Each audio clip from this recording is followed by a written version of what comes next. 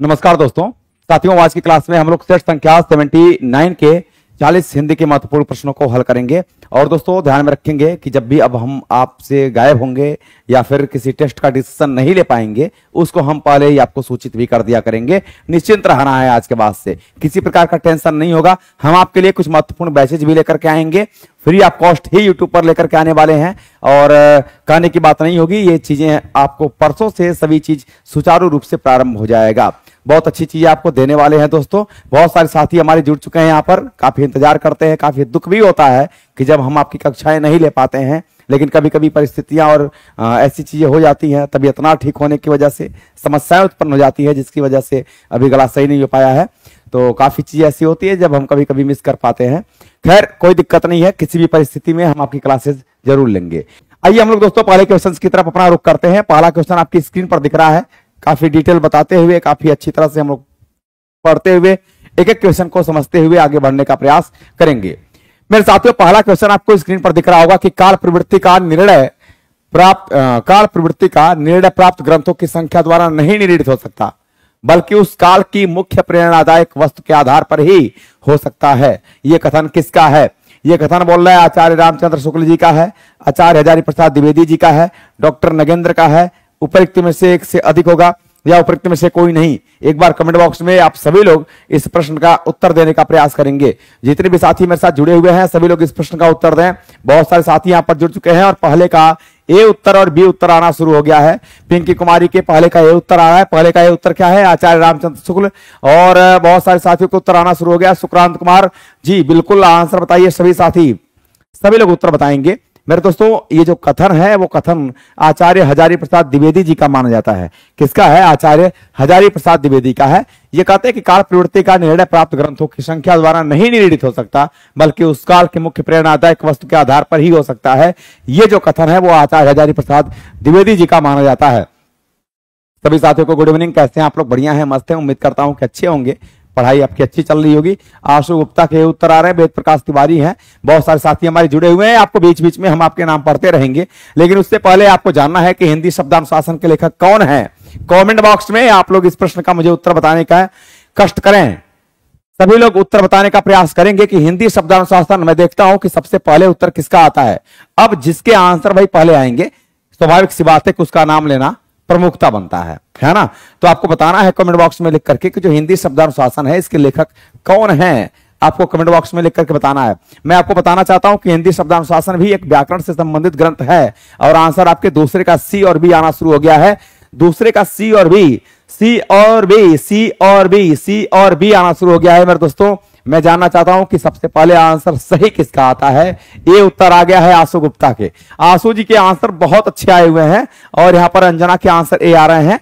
लोगों के आंसर निखिल कुमार, भाई किशोरी दास नहीं है, किशोरी दास वाजपेयी नहीं है, ठीक है ना। कोई ऐसे प्रसिद्ध, हालांकि किशोरी दास वाजपेयी की बहुत सारी रचनाएं हैं, ठीक है, लेकिन ऐसा कोई प्रसिद्ध व्याकरण ग्रंथ अभी नहीं है। हम जब बात करते हैं हेमचंद्र की, तो साथियों हेमचंद्र की बात हम लोग करते हैं तो हेमचंद्र का, अच्छा एक मिनट रुक जाना, हिंदी शब्दानुशासन के लेखक कौन है? कुछ लोगों के भी उत्तर आ रहे हैं। बहुत बढ़िया आंसर है, बहुत अच्छा आंसर। ए नहीं होगा, हेमचंद्र नहीं होगा। देखिए मेरी बात समझने का प्रयास करिए। जो कामता प्रसाद गुरु हैं, ठीक है, कौन है? अच्छा एक मिनट और, मैं आपसे यह जानना चाहता हूं कि हिंदी शब्दानुशासन के लेखक कौन है। पहले तो इसका आंसर दीजिए कमेंट बॉक्स में। बहुत बढ़िया आंसर है। तो किशोरी दास वाजपेयी इसका सही उत्तर हो जाएगा। जिनके भी आंसर किशोरी दास वाजपेयी आया हुआ है, उनके बहुत अच्छे आंसर आया हुआ है। साथियों, जब हम लोग हेमचंद्र की बात करते हैं तो सिद्ध हेम शब्दानुशासन, ध्यान में रखेंगे कि सिद्ध हेम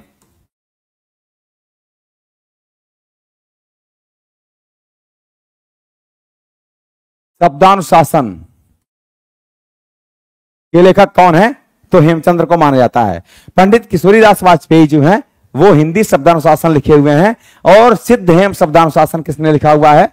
तो आप कहेंगे साथियों कि ये रचना किसकी है? किशोरी दास वाजपेयी जी की है। एक हिंदी व्याकरण का बहुत प्रसिद्ध ग्रंथ है जिसका नाम है उक्ति व्यक्ति प्रकरण। क्या आप बताएंगे उक्ति व्यक्ति प्रकरण किसकी रचना है? उक्ति व्यक्ति प्रकरण, जरा बताना कि उक्ति व्यक्ति प्रकरण एक किसका व्याकरण ग्रंथ माना जाता है। कमेंट बॉक्स में आंसर सभी लोग बताइए। सभी लोग आंसर बताएंगे कि उक्ति व्यक्ति प्रकरण जो है वो किसका व्याकरण ग्रंथ है।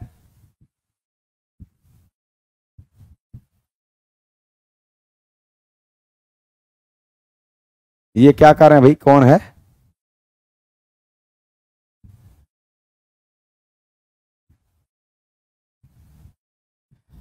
आंसर किसी का आया है कि उक्ति व्यक्ति प्रकरण किसकी रचना है?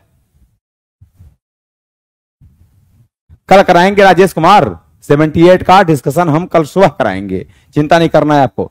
मॉर्निंग में हम सुबह लगभग 7 बजे से आपको डिस्कशन कराएंगे कौन से सेट का, 78 सेट का, ठीक है ना। और इसके बाद से आपके एक भी सेट छूटेगा नहीं।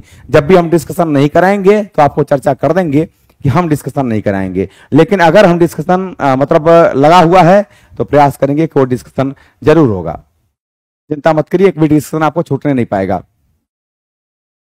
बोलिए, कोई कह रहा है कि भाई किसी का आंसर आ रहा है दामोदर दास, दामोदर पंडित की रचना है, बिल्कुल। रानी सिंह कनी प्रयागराज की धरती से, जी नमस्कार सभी लोगों को। उक्ति व्यक्ति प्रकरण जो है साथियों, यह दामोदर पंडित की रचना है। किसकी है? दामोदर पंडित। और ध्यान में रखेंगे कि जो दामोदर पंडित साहब हैं, इनके बारे में एक बात ध्यान में रखेंगे कि ये हिंदी व्याकरण के जनक कहे जाते हैं। कौन? हिंदी व्याकरण के जनक। ध्यान में रखेंगे साथियों कि हिंदी व्याकरण के जनक कौन है? जनक कौन है? तो हिंदी व्याकरण के जनक कौन है? दामोदर पंडित को माना जाता है। लेकिन आपको कमेंट बॉक्स में लिख करके बताना है कि हिंदी के पाणिनि किसे कहा जाता है। हिंदी के पाणिनि किसे कहा जाता है, कमेंट बॉक्स में लिख करके बताएंगे। साथियों हम लोग जब बात करते हैं, कमेंट बॉक्स में लिख करके सभी लोग बताइए कि हिंदी के पाणिनि किसको कहते हैं। यहां से क्वेश्चन आपके एग्जाम में पूछे जाते हैं, बार बार पूछे जाते हैं। किशोरीदास वाजपेयी की जब बात करते हैं तो ध्यान में रखेंगे कि पंडित किशोरीदास वाजपेयी का एक दो बातें बहुत फेमस हैं, जैसे कि अम और अह को अयोगवा, अम तथा अह को अयोगवा। सबसे पहले अयोगवा, क्या इन्होंने कहा है? अयोगवा। और इनको अयोगवा सबसे पहले पंडित किशोरीदास वाजपेयी जी ने ही कहा है। सभी स्वर सघोष होते हैं, ये पंडित किशोरीदास वाजपेयी ने ही कहा है। क्या कहा है भैया? कि जितने भी स्वर होते हैं ना, ये सभी स्वर क्या होते हैं? सघोष होते हैं। सभी स्वर क्या होते हैं? सघोष होते हैं। ठीक है, तो सभी स्वर सघोष होते हैं। ये बात पंडित किशोरीदास वाजपेयी जी ने कहा है। कह रहा है कोई हिंदी व्याकरण के जनक दामोदर पंडित को माना जाता है। लेकिन कमेंट बॉक्स में लिख करके बताना है कि हिंदी के पाणिनि किसको कहते हैं। जैसे संस्कृत के पाणिनि है ना, आपको पता ही है कि संस्कृत के व्याकरणाचार्य कहे जाते हैं महर्षि पाणिनि को, और उन्होंने 14 माहेश्वर सूत्रों को भी क्रिएट किया था। उसी प्रकार से मैं आपसे जानना चाहता हूं कि हिंदी के पाणिनि किसको कहा जाता है। कमेंट बॉक्स में इस प्रश्न का उत्तर देना है। लेकिन आगे बढ़ते हैं, तब तक हम लोग अगले क्वेश्चन की तरफ। अगला क्वेश्चन कह रहा है अमीर खुसरो के बारे में। लीजिए, आपको अगर ऐसे प्रश्न आ जाएं और सपोज करिए कि आपके अंदर गहराई नहीं है, अमीर खुसरो के बारे में जान नहीं रहे हैं, सोचिए कि आंसर देना कितना कठिन हो जाएगा। लेकिन दोस्तों चिंता नहीं करना है, कुछ ऐसी चीजें होती हैं जो आपको जानना है। और यकीन मानना कि मैं जो क्लास में आपको पढ़ाता हूं, आप उठा लेना क्वेश्चंस प्रीवियस ईयर, जहां तक कि नेट जेआरएफ में भी वो क्वेश्चंस आपके मिलते हैं। बशर्ते आप मनोयोग के साथ अगर पढ़ रहे हो तो एक एक क्वेश्चंस आपके सेट से लेकर के और एग्जाम तक मिलने की पूरी संभावना रहती है। ठीक है, तीसरे का सी उत्तर आ रहा है किसी का? सी, ऑप्शन नंबर सी, दूसरा और तीसरा। चलिए, हाँ, सभी स्वर सघोष होते हैं, पंडित किशोरीदास वाजपेयी जी ने कहा था। आंसर बताइए भाई, आंसर बताइए। कह रहा कि अमीर खुसरो के बारे में सत्य कथन कौन सा है? आइए देखते हैं। उनका जन्म पटियाला में, अरे हुआ नहीं था क्या पटियाला में? कौन कह रहा है कि दूसरा और तीसरा सही है? क्या उनका जन्म पटियाला में नहीं हुआ था? आप कहेंगे सर नहीं हुआ था। पटियाला पड़ता है पंजाब में। ये कहां पड़ता है? पंजाब में। और अमीर खुसरो साहब का जो जन्म हुआ था वो पटियाली में हुआ था। मेरे दोस्तों दोनों में अंतर है। पटियाली एटा में पड़ता है, एटा जिला, एटा, ठीक है, वर्तमान में कासगंज जिला जिसको कहते हैं हम लोग, वहां पर उत्तर प्रदेश की बात कर रहा हूं। ये उत्तर प्रदेश में इनका जन्म होता है, और ये जो पटियाला है ये पंजाब में पड़ता है। तो दोनों में थोड़ा सा फर्क है। क्वेश्चंस को घुमा करके इस तरह से आपसे एग्जाम में पूछ लिया जाएगा। कह रहे वे निजामुद्दीन औलिया के शिष्य थे। बात तो सही बिल्कुल कह रहा है, क्योंकि जब निजामुद्दीन औलिया के शिष्य थे, ये किसके शिष्य थे? ये निजामुद्दीन औलिया भाई साहब के शिष्य थे। और निजामुद्दीन औलिया इनका गुरु था। और निजामुद्दीन औलिया की मृत्यु पर अमीर खुसरो ने लिखा भी है। क्या लिखा है? जब इसकी मृत्यु हो जाती है और अमीर खुसरो को पता चलता है तो भाव विभोर हो जाता है, वहां जाता है और रोते हुए वहां से वापस उठ करके जब मुड़ करके निकलता है तो कहता है कि गोरी सोवे सेज पर मुख पर डारे केस। ये पंक्ति निजामुद्दीन औलिया की है। क्या कहता है कि गोरी सोवे सेज पर, गोरी सोवे सेज पर, ठीक है, मुख पर डारे केस, मुख पर डारे केस, और चल खुसरो घर आपने रैन भई चहुदेस। रैन माने होता है रात। तो खुसरो दुखी हो जाता है, कहता है कि अब कुछ नहीं बचा है, हर जगह सन्नाटा छा चुका है, रात हो गई है, अंधेरा हो गया है। अंधेरा का मतलब होता है कि अब आंखों पर पर्दा छा गया है ना। तो ये पंक्तियां किसने कहा है? ये पंक्तियां कहा है निजामुद्दीन औलिया ने अपने गुरु, क्षमा चाहता हूं, अमीर खुसरो ने अपने गुरु निजामुद्दीन औलिया की मौत पर कहा था। अगला हम लोग देख लेते हैं। तो ये बात तो सही है, ये बात तो सही है, ये बात पहला वाला गलत हो जाएगा ना। ये तो सही है, पहला वाला आपका गलत है क्योंकि पटियाली में इसका जन्म हुआ था। कह रहे वे ईरान और भारत के फारसी में लिखने वाले चोटियों के कवि में से एक थे। ये कह रहे कि वे ईरान और भारत के फारसी में लिखने वाले चोटी के कवियों में एक थे। ये बात बिल्कुल सत्य है, यह बात बिल्कुल सत्य है, इसमें कोई समस्या नहीं है। और कह रहा है उन्होंने कहा था, उन्होंने मतलब निजामुद्दीन औलिया साहब ने, आपका अमीर खुसरो साहब ने कहा था कि मैं हिंदुस्तान की तूती हूं। देखिए तूती ये हिंद तो कहा था, ठीक है। हिंदुस्तान की तूती का मतलब होता है तूती ये हिंद, तूती ये हिंद। मेरे दोस्तों एक एक शब्दों को बता रहा हूं। तूतीय हिंद की उपाधि जो है अमीर खुसरो को दी गई है और इसमें बोल रहा है कि उसने तूतीय हिंद, ये का मतलब होता है ऑफ का, मतलब का सेंस देता है, यानी हिंदुस्तान का तोता अमीर खुसरो कहा जाता है। ध्यान रखना है कि मुझसे कुछ पूछना हो तो फारसी में पूछो। लेकिन ये जो बात कहा है ना वो ईरान के लोगों ने कहा है। किसने कहा है? तूतीय हिंद की उपाधि किसने दिया था? ईरान के लोगों ने दिया था। लिख लेना, ईरान के लोगों ने दिया था, लोगों ने दिया था, न कि अमीर खुसरो ने इस बात को कहा था। तो आप इतना जानिएगा कि यह भी गलत हो जाएगा। सही कौन सा हुआ भाई? दूसरा और तीसरा सही है, दूसरा और तीसरा सही है, पहला भी गलत है। ऑप्शन नंबर सी पर हम जाना पसंद करेंगे। विकल्प संख्या सी आपका पसंद हो जाएगा। रैन मीन्स रात होता है। मरने पर क्या होता है?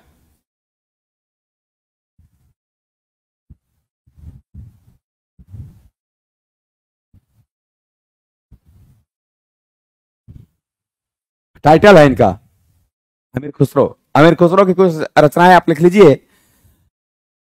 खालिक बारी, खालिक बारी रचना किसकी है? अमीर खुसरो की है। पहेलियां किसकी है? अमीर खुसरो की है। मुकरियां किसकी है? अमीर खुसरो की है। नजरान ए हिंद, नजरान ए हिंद, नजरान ए हिंद, ठीक है, किसकी रचना है? अमीर खुसरो की है। तो खालिक बारी, पहलियां मुकरियों के जनक कौन कहे जाते हैं? अमीर खुसरो साहब कहे जाते हैं, पहलुओं और मुकरियों के जनक। लेकिन ध्यान में रखेंगे दोस्तों कि जो आपके खालिक बारी है और नजरान ए हिंद, ये कहां चला गया भाई? अच्छा इसको देख लेना एक बार, ठीक है ना, मिट गया। एक मिनट रुकना जरा, आ जाएगा, आ गया, है ना। काफी डिजिटल मार्केटिंग है, अच्छा खासा यहां पर है व्यवस्था। तो ये आ गया आपका ना। तो नजरान ए हिंद, पहलियां और मुकरियों के जनक कौन? अमीर खुसरो साहब कहे जाते हैं। नेक्स्ट क्वेश्चन की तरफ हम लोग आगे बढ़ जाते हैं। इस क्वेश्चन का जवाब देना है आपको। करे देसिल बाना सब जन मिट्टा, देसी भाषा के मिठास का यह वर्णन करने वाले रचनाकार का नाम आपको बताना है कि शालिभद्र सूरी होगा, या हजारी प्रसाद द्विवेदी जी होगा, या चंद्रवरदाई होगा, या उपयुक्त में से एक से अधिक, उपयुक्त में से कोई नहीं। मैं देखना चाहता हूं कि क्वेश्चन नंबर 4 का उत्तर सही सही कौन देता है। हाँ गजल, बिल्कुल कुमारी रेखा करी गजल, लिख लेना जरा, बिल्कुल गजल। मैंने आसान रचनाएं जो है उनकी नहीं लिखा है, गजल इन्हीं की रचना है, ठीक है ना। बहुत बढ़िया, वेरी गुड। ऐसे आप लोग तैयार रहिए पूरी तरह से, मानसिक रूप से, शारीरिक रूप से, हर रूप से आप तैयार रहिए पूरी तरह से। आंसर बताइए फटाफट, बोलिए। हजारी प्रसाद द्विवेदी निहारिका जी का रही हैं। देखिए बहुत प्यारा क्वेश्चन है। तेसिल बना सब जन मिठा, ये जो भाषा प्रयोग की गई है ये मैथिली भाषा में लिखी गई है। किस भाषा में लिखी गई है? ये साथियों मैथिली भाषा में लिखी गई है। ठीक है, किसी एक कवि का नाम बता दीजिए जिसकी मैथिली भाषा में एकमात्र रचना प्राप्त होती है। मैं देखता हूं कमेंट बॉक्स में सबसे पहले उत्तर किसका आता है। एक एक क्वेश्चन का आंसर पूछूंगा आपसे, एक एक क्वेश्चन का आंसर पूछ करके बढ़ूंगा। डिस्कशन का अर्थ ये नहीं होता है कि हमने पढ़ा दिया बस रट लीजिए, नहीं। बताइए। Vidyapati, very good. रुचि कुमारी के उत्तर आ रहे हैं विद्यापति। एकमात्र कवि है, मतलब विद्यापति के एकमात्र रचना जो मैथिली भाषा में मिलती है वो क्या है? उसका नाम क्या है? उसका नाम है पदावली। क्या नाम है? पदावली। और पदावली रचना किसकी है? विद्यापति साहब की है। किसकी है? विद्यापति साहब की है। विद्यापति की कुल मिलाकर के 16 रचनाएं आपको देखने को मिल जाती हैं। कितनी मिलती हैं? 16 रचनाएं देखने को मिल जाती हैं। हम इसको बांट दें अगर तो 13 + 2 कर देंगे और इसके साथ साथ हम 1 कर देंगे। 13 रचनाएं इनकी संस्कृत भाषा में है, बहुत बार बता चुका हूं। इनकी संस्कृत भाषा में कुल 13 रचनाएं हैं और इसकी 2 रचनाएं जो हैं यह अबहट्ट भाषा में है। अबहट्ट भाषा में है 2 रचनाएं। अबहट्ट भाषा में इनकी कीर्तिलता है और कीर्ति पताका है। कीर्तिलता और दूसरी रचना है इनकी कीर्ति पताका। आपको पता होगा इनकी 2 रचना है, कीर्तिलता और कीर्ति पताका। एकमात्र रचना जो मैथिली भाषा में लिखी गई है, एकमात्र रचना जो मैथिली भाषा में लिखी गई है जिसका नाम है पदावली। ठीक ना? और ध्यान में रखेंगे दोस्तों कि विद्यापति साहब का जन्म भी कहां हुआ था?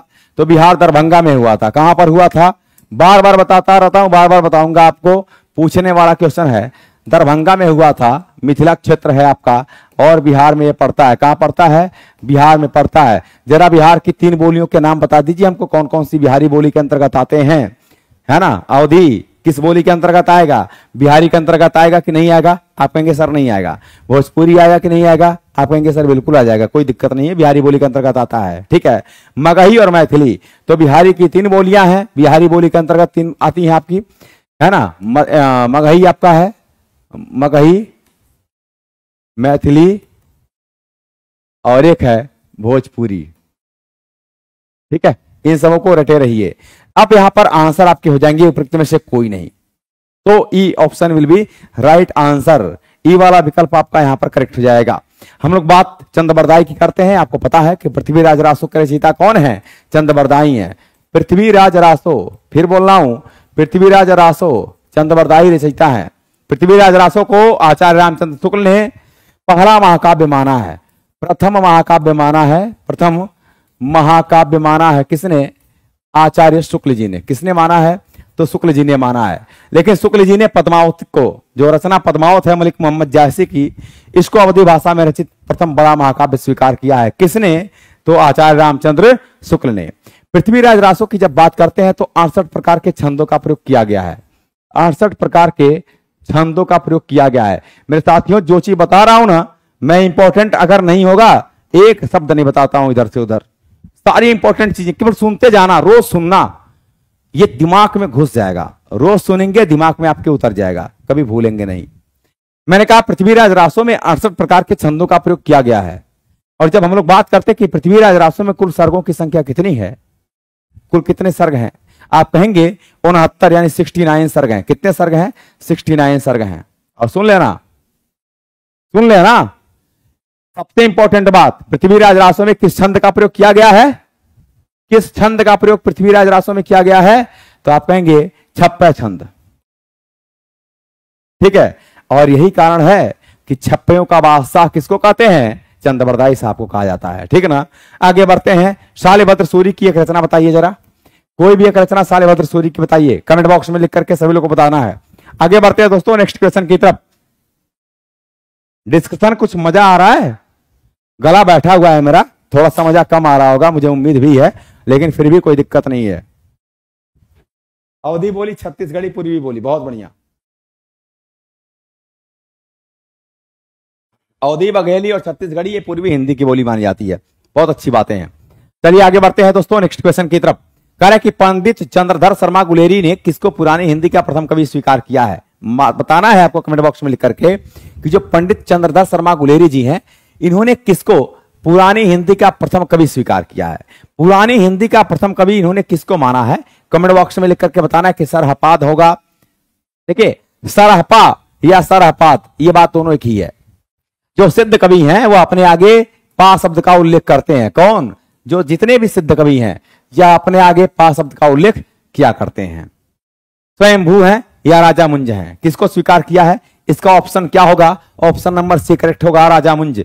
बहुत बढ़िया आंसर है, बहुत अच्छा आंसर है आप लोगों के। पांचवे का राजा, ये क्या है? राजा मुझको नहीं, राजा मुंज। निहारिका जी का नहीं है, राजा मुझको, मुझको थोड़ी ना, मुंज होगा इसका। हाँ जी बिल्कुल।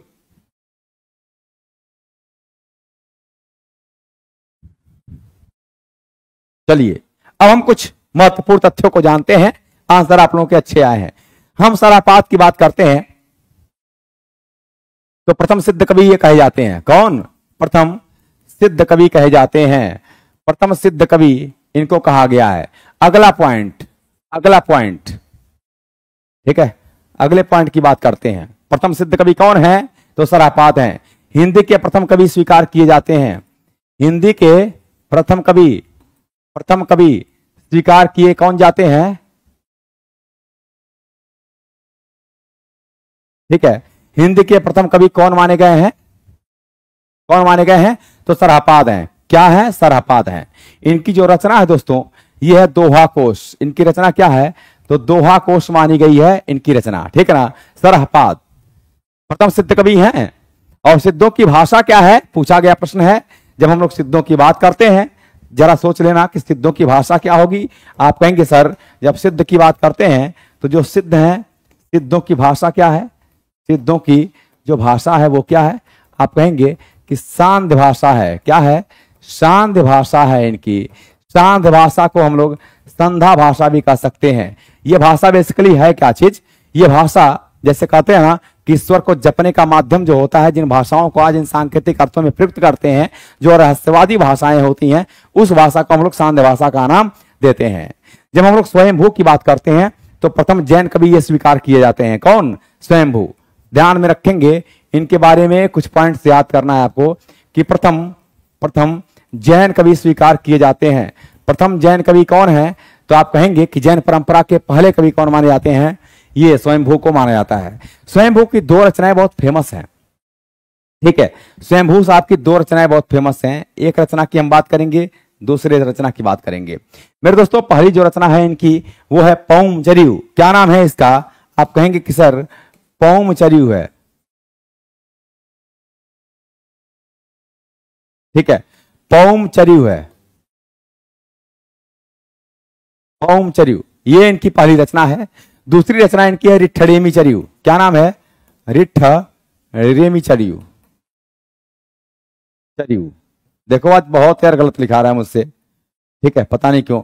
तो पौमचर्यु की जब बात करते हैं तो यह राम कथा का वर्णन किया गया है। इसमें राम का चरित्र वर्णन किया गया है, राम कथा का वर्णन किया गया है। किसमें? पौमचर्यु में। और जब रिठ्ठरेमीचर्यु की बात करते हैं तो इसमें कृष्ण कथा का वर्णन किया गया है, यानी कृष्ण के चरित्र का वर्णन इसमें किया गया है। मेरे दोस्तों एक बात और ध्यान में रखना है, इनको अपभ्रंश का वाल्मीकि भी कहा जाता है। क्या कहते हैं? अपभ्रंश का वाल्मीकि, क्योंकि स्वयंभू का जो रामायण है ना, वो वाल्मीकि रामायण से पुराना माना जाता है, ठीक। तो इनको अपभ्रंश का वाल्मीकि कहते हैं। अपभ्रंश का वाल्मीकि कहा जाता है। ध्यान में रखेंगे,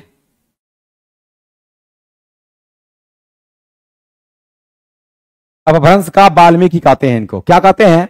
अपभ्रंश का वाल्मीकि कहते हैं। किसको? तो स्वयंभू को कहा जाता है। ये आप स्क्रीनशॉट ले लें, हम लोग आगे बढ़ते हैं।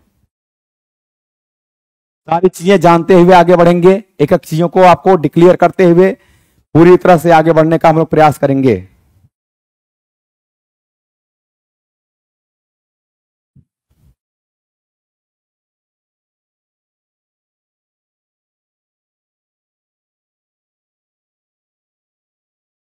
चलिए आगे बढ़ते हैं मेरे दोस्तों अगले क्वेश्चन की तरफ।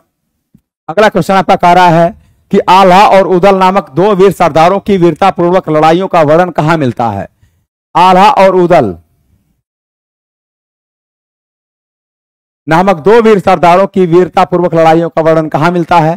कह रहा है परमाल रासों में है, पृथ्वीराज रासो में है खुमार। देखिए ये घुमान नहीं है, ये खुमार रासो है। घुमान भले दे दिया है, इसका नाम है खुमार रासो। ठीक है, ये घुमान उमान कुछ भी दे, लेकिन खुमार रासो है। ये आपको बताना है इसका सही आंसर क्या होगा। बहुत बढ़िया आंसर है भाई। ये किसका है, कौन कह रहा है, पिंकी कुमारी।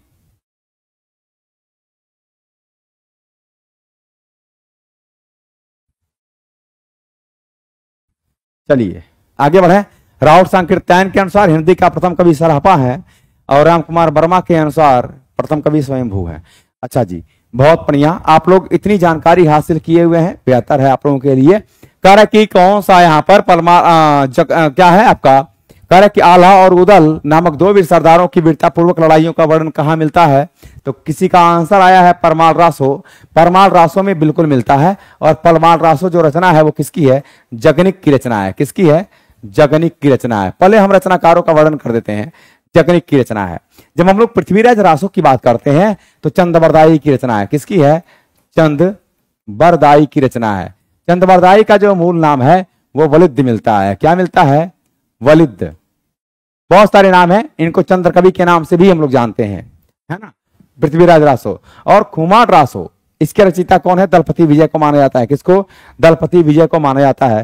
तो इसको हम थोड़ा सा यहां पर लिख देते हैं। इसके रचनाकार कौन है, तो दलपति विजय को माना जाता है। किसको माना जाता है, दलपति विजय को माना जाता है। मेरे साथियों, परमाल रासो की जब बात करते हैं, परमाल रासो में बेसिकली है क्या चीज, इसमें परमाल के दो सेनापति हैं जिनका नाम है आल्हा और उदल।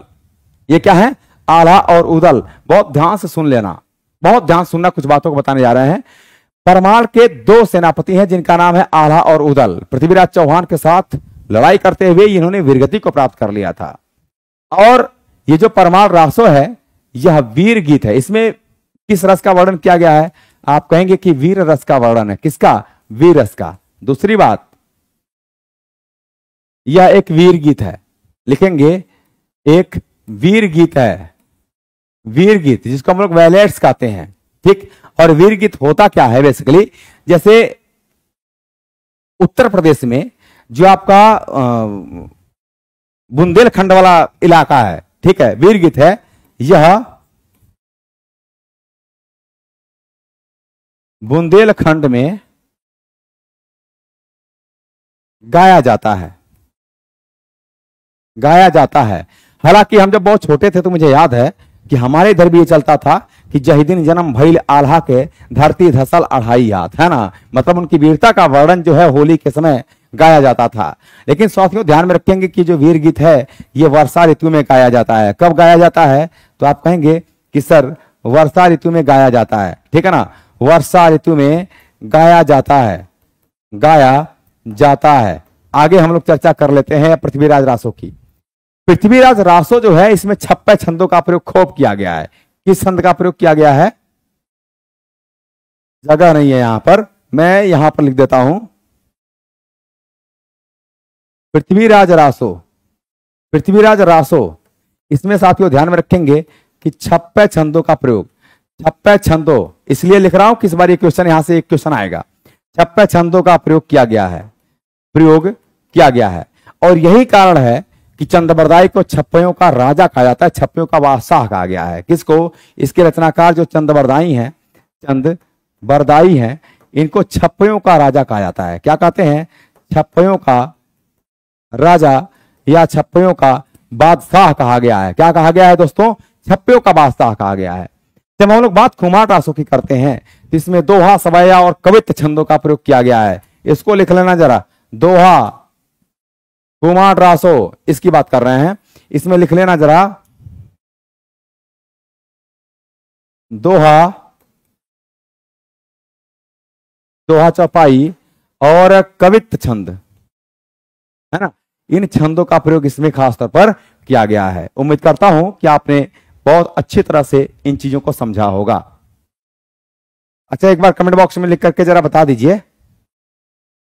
ये एक मिनट रुक जाना जरा, एक चीज मिस्टेक हुआ है, दोहा चौपाई कवित्त, इसको सोरठा कर लेना भाई। दोहा, सोरठा और कवित्त, ये देखो मिस्टेक है, ठीक है ना। दोहा, सोरठा,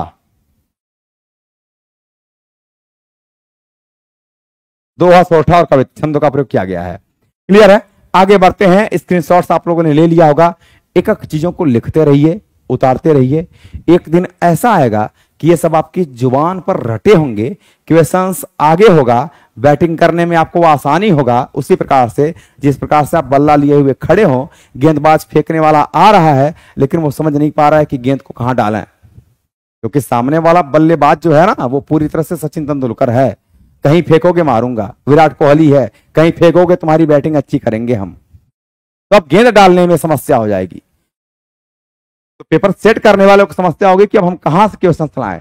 उसका सबसे बड़ा जो एक महत्वपूर्ण जो हम लोग का फायदा होगा वो ये होगा कि आप डेली का डिस्कशन देखते रहिए, बेहतर होगा आपके लिए।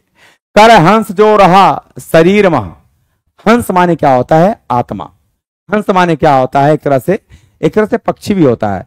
आपने एक गाना सुना है, मैं बहुत वैसे गाया करता हूं, वक्त का ये परिंदा रुका है कहां। मेरा फेवरेट गाना है ये, गजल है ये। वक्त का ये परिंदा रुका है कहां, मैं था पागल जो इसको बुलाता रहा। 4 पैसे कमाने में आया शहर, गांव मेरा मुझे याद आता रहा। जब आप गाने को सुनते हैं, उसकी बोल को सुनते हैं, वक्त का ये परिंदा रुका है कहां। परिंदा में होता है पक्षी। क्या होता है? पक्षी। उसी प्रकार से हम कहते हैं ना कि हंस। हंस का मतलब क्या होता है? एक तरह से शरीर से हंसा निकल गए, तो हंसा निकल गए मतलब क्या हुआ? प्राण निकल गया। करे हंस जो रहा शरीर मह। मह माने शरीर में जो हंस रहा है। पांख जरा गा भागी। पांख जरा गा भागी। ठीक है। अब यहां पर कह रहे हंस का अर्थ क्या है? हंस का अर्थ बुद्धि है या जीव है या पक्षी है। यहां पक्षी नहीं, हंस का अर्थ पक्षी नहीं होगा, हंस का अर्थ बुद्धि नहीं होगा। हंस का अर्थ यहां पर जीव से है। किससे है? जीव से है, आत्मा से लिया गया है।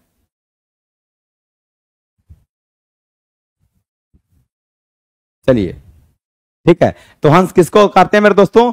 जीव को कहते हैं। अब इसमें देखो चारों ऑप्शन यहां पर, एक छोटी सी बात मैं लिख देता हूं वैसे, जैसे पक्षी, परिंदा को भी कहते हैं। पक्षी पंछी भी होता है, पंछी। ठीक है। परिंदा एक शब्द आता है, ध्यान में रखेंगे। परिंदा भी पक्षी का पर्यायवाची शब्द होता है ना। इसको ध्यान में रखेंगे, लिख लेना इसको।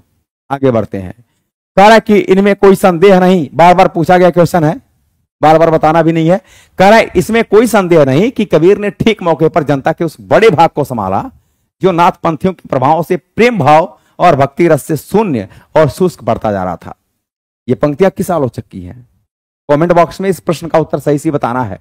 देखिए हम लोग जब बात करते हैं साथ तो नाथ संप्रदाय की, नाथ पंथ की बात करते हैं, हम लोग 3 पंथों की बात कर लेते हैं। आइए देखते हैं।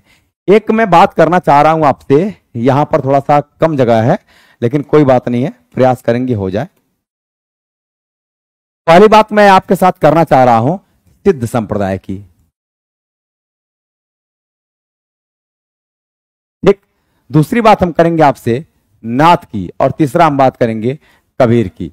कबीर की बात करेंगे हम लोग। देखिए सिद्ध संप्रदाय में जब रूढ़ियां बढ़ने लगी, क्या बढ़ने लगी? रूढ़ियां बढ़ने लगी। जब आडंबनाएं बढ़ने लगी, जैसे कहते हैं ना कि जब बौद्ध धर्म की 2 शाखाएं निकली, हीनयान और महायान शाखा, तो हीनयान ने कहा कि नहीं, हम मांस मदिरा मैथुन पर पूरी तरह से खुलेआम छूट दे रहे हैं। बुराइयां समाज में ज्यादा प्रचलित होती हैं और अच्छाइयां समाज में लोग कम ग्रहण करते हैं। लेकिन महायान शाखाओं ने यह नहीं कहा। अब आप कहेंगे सर बौद्ध धर्म की बात क्यों कर रहे हैं, हिंदी की बात हम लोग पढ़ रहे हैं। तो मैं आपको चर्चा कर देता हूं कि ये बौद्ध धर्म की जो आपका हीनयान से निकली हुई एक शाखा है वज्रयान शाखा। तो वज्रयान शाखा से ये संबंधित हैं लोग। सिद्ध संप्रदाय का उदय वहां से होता है। सिद्धों ने अपने यहां पंचमकारों की बात किया था। ये किसकी बात किए? पंचमकार। ये म से शुरू होने वाले 5 ऐसे दुर्गुण हैं, बुराइयां हैं, जिसको एक्सेप्ट किसने किया है? सिद्ध संप्रदाय ने। मंत्रों को सिद्ध करने का काम करने वाले लोगों को सिद्ध कहा गया है। हालांकि इनकी विशेषताओं में बहुत सारी चीजें हैं, जैसे गुरु की महत्ता पर इन्होंने बल दिया है, रहस्यवादी भावनाओं की बात इन्होंने किया है ना, संध्या भाषा का प्रयोग इन्होंने किया है। लेकिन जब ये रूढ़ियों से तंग आ गए तो वहीं से जन्म लेता है नाथ संप्रदाय। क्या जन्म लेता है? नाथ संप्रदाय जन्म लेता है। गोरखनाथ वहीं से नाथ संप्रदाय की स्थापना करते हैं। हालांकि इसके संस्थापक मत्स्येंद्रनाथ को माना जाता है, और मत्स्येंद्रनाथ साहब जो हैं वो सिद्ध संप्रदाय के प्रवर्तक और नाथ संप्रदाय के संस्थापक भी रहे हैं। लेकिन कभी कभी क्वेश्चन एग्जाम में पूछा जाता है कि नाथ संप्रदाय के संस्थापक कौन है, तो नाथ संप्रदाय के संस्थापक आपको गोरखनाथ को माना जाता है, क्योंकि वास्तविक स्थापना वास्तविक संस्थापक कौन थे? तो बाबा गोरखनाथ ही थे। क्लियर है? और 4-5 ऐसे नाथ हैं, जैसे चरपट नाथ हुए, जलंधर नाथ हुए, इन लोगों की गणना नाथ और सिद्ध दोनों में की जाती है। पूछा हुआ प्रश्न है ये आपका। ठीक है, तो नाथों का उदय होता है, लेकिन नाथों में एक बात थी, जैसे इनकी विशेषताएं क्या थी, इनकी कमियां क्या थी, मैं इसकी चर्चा कर देता हूं। तभी कबीर जन्म लेते हैं। देखिए सॉरी, नाथों में एक बात क्या थी भाई, ये सत्य बात है, इनके अंदर कोई ऐसा दुर्गुण नहीं था, लेकिन इनके जो काव्य लिखे गए, जो साहित्य लिखे गए, हालांकि नाथों में साहित्य परंपरा की शुरुआत गोरखनाथ से ही माना जाता है, मत्स्येंद्रनाथ ने नहीं, गोरखनाथ से आपके नाथ साहित्यों की शुरुआत होती है। इनके जो काव्य लिखे गए, इसमें प्रेम की भावना नहीं थी, प्रेम की भावना का अभाव था, समझ गए ना। दूसरी बात, इनका परिवार के प्रति रूखापन था, जो परिवार के प्रति इनका कड़ा रूखापन था, परिवार के प्रति जो व्यवहार था वो बहुत ही कड़ा रूखापन था, लोगों के लिए बहुत कड़ा रूखापन ये लोग अपनाते थे। ठीक है, इसके बाद आपको पता ही है कि बाबा गोरखनाथ की जब बात करते हैं तो षट मार्गों वाला पूछा जाता है।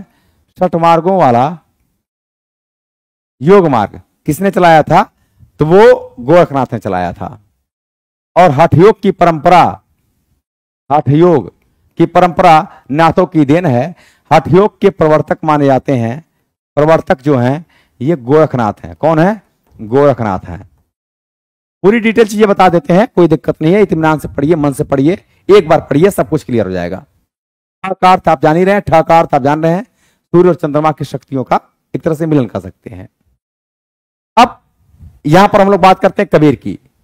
नाथों में जो प्रेम भावना थी, समाज से कटकर रहने की प्रवृत्ति जो थी, इसका मतलब कह सकते हैं कि अभाव मिलता हुआ दिखाई दिया, जिसके कारण आते हैं कबीर संत परंपरा में। और कबीर की वाणी लोगों को बड़ी आकर्षित की, लोगों को बड़ी मीठी लगी। संत परंपरा पर इन्होंने शुरुआत कर दिया था।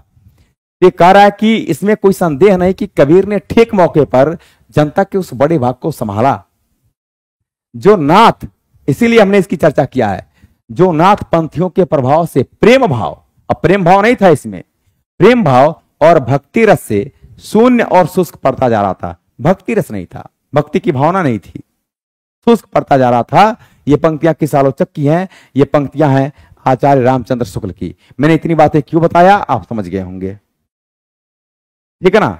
मैंने इन सब बातों की चर्चा क्यों किया है, अब आप समझ गए होंगे कि इतने देर से मैं क्यों ये बात बोल रहा था।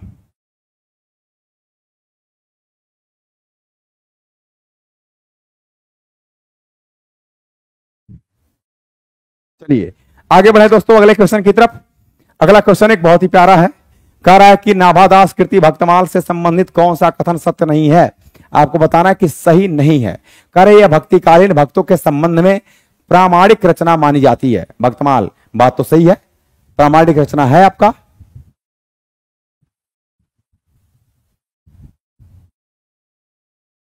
हाँ, कबीर जो है वो पहले संत कवि थे। इसके पूर्वार्ध में कलयुग से पहले की भक्तों का उल्लेख है, ये भी बात सही है। कह रहे उत्तरार्ध में मध्यकालीन भक्त संतों का विस्तृत जीवन वृत्त कहां से पाएगा? ये कह रहे कि मध्यकालीन भक्त संतों का विस्तृत जीवन वृत्त दिया गया है। ये बात आपका गलत है, ये सही नहीं है। तो ये आपका सही नहीं है, अर्थात विकल्प संख्या ई पर हम जाना पसंद करेंगे। समझ आता हूं, विकल्प संख्या सी पर जाना हम पसंद करेंगे। बोलिए कितने साथियों के उत्तर सही आए हैं? अगर आपके उत्तर सही आए हैं तो आगे बढ़ते हैं। और एक बहुत ही प्यारा क्वेश्चन, इस क्वेश्चन में लोग बहुत ही कंफ्यूज हैं कि आखिर इसका आंसर क्या सही आएगा। लोगों ने नेट पर भी सर्च किया है, बहुत सारे लोगों ने, और बहुत सारे स्टूडेंटों ने आज मुझे कॉल करके पूछा कि सर इसका आंसर नहीं समझ में आ रहा है, नेट पर यह दे रहा है और उस पर वो दे रहा है। बातें हम लोग इसकी कर लेते हैं, क्लियर कट कर लेते हैं। आइए देखते हैं। करे गोस्वामी तुलसीदास की अंतिम रचना कौन सी है? कमेंट बॉक्स में एक बार सभी साथियों के इस प्रश्न का मुझे उत्तर बताना है। शानदार प्रश्न है ये, लाजवाब प्रश्न है और बेशुमार है। क्या क्या है? शानदार है, शानदार है, लाजवाब है, ठीक है, और बेशुमार है। अब आपको बताना है कि शानदार, लाजवाब, लाजवाब और बेशुमार, आपको बताना है कि इस क्वेश्चन का सही उत्तर क्या होगा। इस क्वेश्चन का सही उत्तर सी वाला आना शुरू हो गया है। ए उत्तर आना, ज्योति राय के आए हैं भाई ए उत्तर, और सुशांत कुमार इनके सी उत्तर आ रहे हैं। चलिए, अगर बहुत सारे लोगों के सी उत्तर आ रहे हैं तो भाई अगर हम बी वाला मार देंगे तो लोग कहेंगे भाई गलत बता रहे हैं सर आप। तो आप गलत नहीं बताएंगे, हम भी आपको सही ही बताएंगे, हनुमान बाहु की है। देखिए, गोस्वामी तुलसीदास की जब बात करते हैं, यहां पर चर्चा मैं कर देता हूं वैसे तुलसीदास जी के बारे में, ठीक है। चलो भैया, क्योंकि पहले ग्रंथ ऐसे ही रखे जाते थे तो मैं भी ऐसे ही कुछ बता रहा हूं आपको। जब हम लोग गोस्वामी तुलसीदास की बात करते हैं, तुलसीदास की बात करते हैं, तो मेरे दोस्तों तुलसीदास की जो पहली रचना है और अंतिम रचना है, इसकी चर्चा मैं कर देता हूं। जो पहली रचना है इनकी,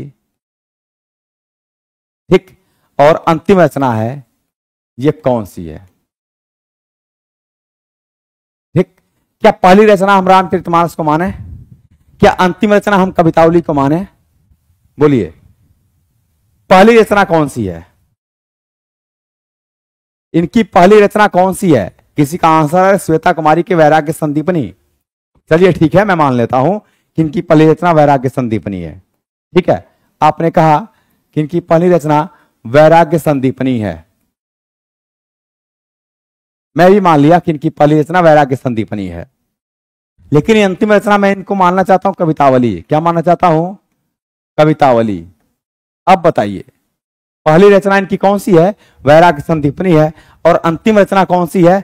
कवितावली है। कवितावली कहीं किसी ऑप्शन में दे नहीं रखा है, तो हमें समस्या ये हो गया कि हम कैसे माने वही कि हनुमान बाहुक है। तो साथियों ध्यान में रखेंगे, हनुमान बाहुक कवितावली में संग्रहित है।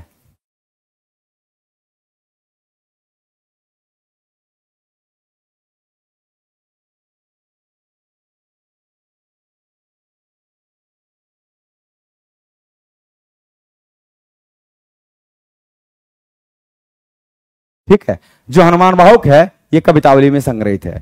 और कवितावली इनकी जो रचना है मेरे दोस्तों, ध्यान में रखेंगे, इसमें यह रचना ब्रजभाषा में लिखी गई है, ब्रजभाषा में लिखी गई है।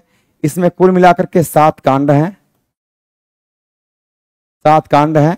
7 कांड होने की वजह से इसको हम लोग महाकाव्य कहेंगे। क्या कहेंगे? यह एक महाकाव्य है। क्लियर बातें? तो आप देख सकते हैं हनुमान बाहुक। दोहावली की जब बात करते हैं, दोहावली इनकी ब्रजभाषा में लिखी गई है। किस भाषा में लिखी गई है? ब्रज भाषा में लिखी गई है। ठीक है, विनय पत्रिका आपको बताना है किस भाषा में लिखी गई रचना है विनय पत्रिका। मेरे साथियों, हम लोग जब तुलसीदास की बात करते हैं तो तुलसीदास की लिख लेंगे, तुलसीदास की 4 रचनाएं 7 कांडों में विभक्त हैं, 7 कांडों में विभक्त हैं। जिसमें पहला आता है आपका रामचरितमानस। क्या हो गया जी इसको? ठीक है, जिसमें पहला आता है रामचरितमानस, दूसरा आता है आपका बरवै रामायण। ठीक है, तीसरा आता है इनका गीतावली, और चौथा आता है कवितावली। कवितावली मेरे साथियों, आप ध्यान में रखेंगे इन बातों को ध्यान में रखना है कि ये चारों ऐसी रचनाएं हैं गोस्वामी तुलसीदास की जिसमें कि 7 कांड मिलते हैं। कितने कांड मिलते हैं? 7 कांड मिलते हैं। क्वेश्चन ये पूछा गया है कि गोस्वामी तुलसीदास की कुल कितनी रचनाओं में उत्तरकांड संबंधी वर्णन प्राप्त होता है? तो स्वाभाविक सी बात है कि जिनमें 7 कांड होंगे, क्योंकि उत्तरकांड तो अंतिम कांड है, तो उत्तरकांड संबंधी वर्णन वहां पर आपको देखने को मिल जाएगा। कोई कह रहा है विनय पत्रिका ब्रजभाषा में है, निहार जी का रही है। हाँ बिल्कुल बिल्कुल। देखिए, कोई कह रहा है, पिंकी कुमारी कह रही है कि हनुमान बाहुक की रचना तुलसीदास ने शारीरिक पीड़ा से मुक्ति के लिए किया था। मेरे साथियों, जब गोस्वामी तुलसीदास अपनी अंतिम अवस्था में थे तो इनके दोनों हाथ उठ नहीं रहे थे, बहुत दर्द हो रहा था, कहर रहा था, और उस समय ये कष्ट से यानी पीड़ा से ग्रसित थे। उसी समय इन्होंने इसकी रचना किया था, हनुमान बाहुक की रचना किया था। ठीक है ना? बहुत बढ़िया, बहुत अच्छा आंसर है भाई पिंकी जी। बहुत अच्छा उत्तर है आपका, आंसर नहीं है, बहुत अच्छा उत्तर है। हिंदी में बोलेंगे थोड़ा सा, क्योंकि इंग्लिश में बोलेंगे तो आप कहेंगे सर इंग्लिश में बोल रहे हैं। ध्यान में रखेंगे कि रामचरितमानस और बरबय रामायण यह दोनों अवधी भाषा में, किस भाषा में है? अवधी भाषा में है। लेकिन मेरे साथियों जब हम लोग गीतावली और कवितावली की बात करेंगे तो ये आपकी ब्रजभाषा में मिलती हैं, ब्रजभाषा में प्राप्त होती हैं। क्लियर है? तो आंसर आपके सी वाला हनुमान वाहुक करेक्ट हो जाएगा। कह रहे नंददास की किस कृति पर मुग्ध होकर उन्हें जड़िया उपाधि दी गई थी? कमेंट बॉक्स में लिख करके बताना है कि उन्हें जड़िया की उपाधि किसको दी गई थी? अनेकार्थ मंजरी पर, पदावली पर, रस पंचाध्यायी पर। आपको बताना है कि नंददास की कौन सी रचना ऐसी है जिसमें उनको जड़िया की उपाधि दी गई थी। कमेंट बॉक्स में जड़िया कभी कहा गया था कुल मिलाकर के? अब कोई पूछ दिया भाई कांड का मतलब क्या होता है,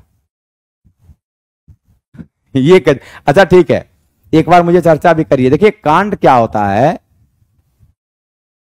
एक तरह से जैसे काव्यों में सर्ग होते हैं, अध्याय होते हैं, उसी प्रकार से कांड है। अब चूंकि कांड उसको इसलिए कहा गया है कि जब कोई घटना घटित होती है ना, जैसे नहीं कहते कि भैया ये कांड हो गया, वो कांड हो गया, ये कांड हो गया, वो कांड हो गया। तो किसी घटना जब कोई घटित होती है तो उसको हम लोग कांड कहते हैं। और ऐसी या कोई बात ऐसी होती है किसी विशेष कालखंड में जब कोई बातें की जाती हैं तो उसको कांड कहते हैं, है ना। किताबी भाषा में मत जाना, मैं आपको सिंपल बातों में समझा रहा हूं।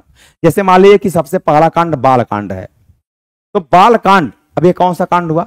भगवान प्रभु राम का जन्म होता है, उस राम का अब उनके बाल अवस्था का पूरा वर्णन उसमें देखने को मिल जाएगा। इसके बाद दूसरा कांड आपका होता है उनका जन्म कहां हुआ? अयोध्या में हुआ, तो दूसरे कांड आपके होते हैं अयोध्या कांड। अब अयोध्या में रहे तो तमाम विवाद हुए, आप जानिए कि अयोध्या कांड में तमाम विवाद हुए, जिसके कारण से वो वन को चले गए, जंगल को चले गए हैं। फिर जंगल में उन्होंने तमाम भाई किस तरह से कष्ट को झेला है, राक्षसों का वध किया, अरण्य कांड हो गया। किष्किंधा का वध किया, किष्किंधा कांड। सुंदरकांड, सुंदरकांड में बहुत सारी चीजें मिलती हैं, जैसे पूछा गया प्रश्न है आपका। सुंदरकांड में सीता त्रिजटा संवाद की बात की गई है। सुंदरकांड में ही इन्होंने जो आपका लंका दहन वगैरह की बात की गई है, और सुंदरकांड में ही दोस्तों राम सेतु की बात की गई है। ध्यान में रखेंगे इसको। इसके बाद आता है लंका कांड और अंतिम कांड उत्तरकांड होता है। क्लियर है? कोई कह रहा है कि आचार्य रामचंद्र शुक्ल ने, निहारिका जी करी हैं कि आचार्य रामचंद्र शुक्ल ने इनको जड़िया कहा है।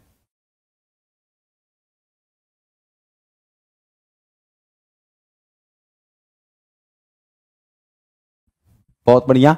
तो इनको जड़िया कभी किसने कहा है? इनकी कृति पर मुग्ध होकर इनको आचार्य रामचंद्र शुक्ल ने क्या कहा था? जड़िया कवि की उपाधि दिया था। जड़िया का मतलब क्या होता है? जैसे किसी चीज की तह तक जाना, जड़ तक जाना, है ना।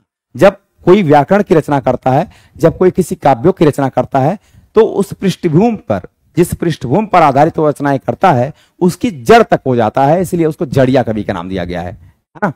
तो पंचाध्यायी यह संस्कृत भाषा में लिखित है। किसमें? संस्कृत भाषा में यह लिखित है।